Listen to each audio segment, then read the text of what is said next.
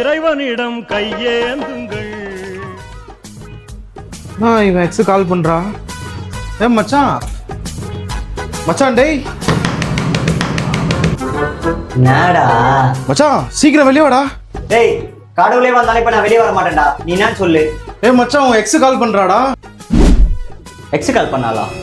அவ எதுக்கு எனக்கு பண்றா? எனக்கு அப்புறம் தெரியும்.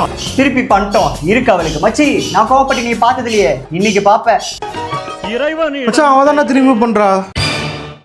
டேய் பேசுறா. ஹலோ ஹலோ, எப்படி இருக்க? நான் நல்லா இருக்கேன், நீ எப்படி இருக்க? என் பாப்பா பேச்சு கேட்டுட்டு நான் வேற ஒருத்தனை கல்யாணம் பண்ணிட்டேன். ஆனா என்னால உன்னை மறக்கவே முடியலடா. உன் நினப்பாவே இருக்கு.